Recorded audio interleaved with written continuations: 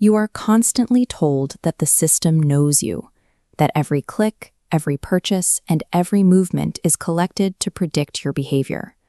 But with all that data being harvested, have you ever actually been asked what you need?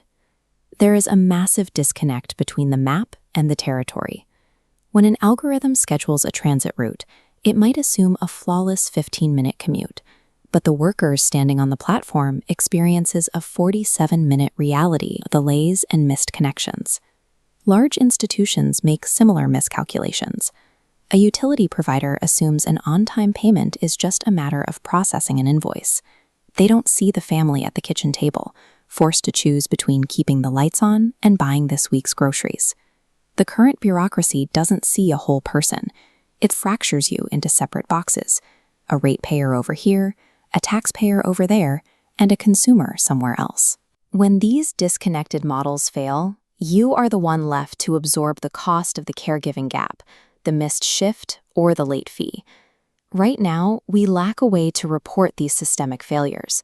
To prove a systemic gap exists, you are usually expected to hand over even more of your private life: medical histories, income statements, work schedules.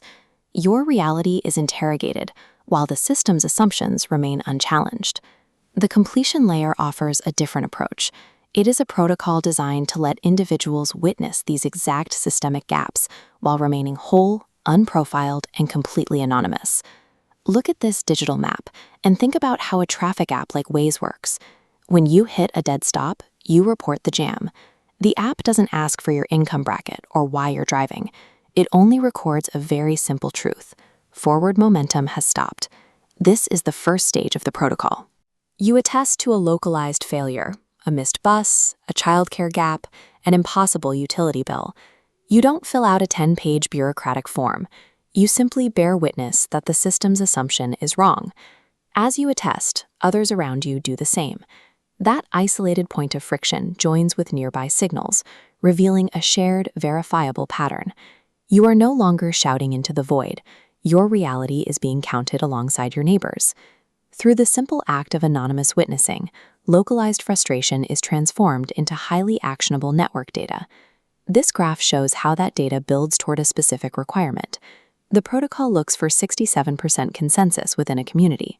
When that mathematical majority agrees on the exact same fracture, the problem is no longer an anecdote. It is a verified fact. Reaching this exact threshold causes the circuit to snap shut. This finalizes the collective attestation, moving the signal from a series of individual reports into a singular, undeniable structural reality. This consensus acts as a cryptographic proof of need that external institutions can recognize. Because the verification is built into the math, resources can be pre-committed to the circuit. When the 67% threshold is met, the proof is complete, allowing utility credits to be issued without a manual audit. This bypasses traditional institutional red tape.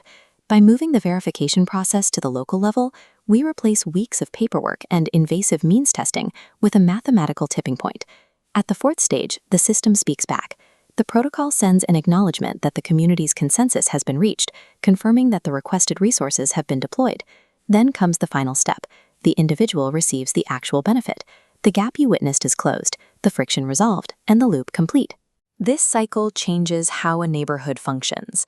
A person who was once just a data point in a failing system becomes a sensor for that system's health.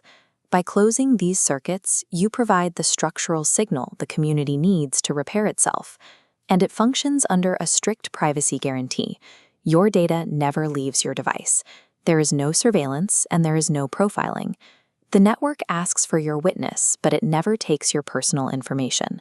You no longer have to place blind trust in broken systems, hoping they eventually notice you. You only need to observe your own environment and attest to what is true. A community does not stabilize from the top down. It stabilizes from where you stand. Enter, attest, witness.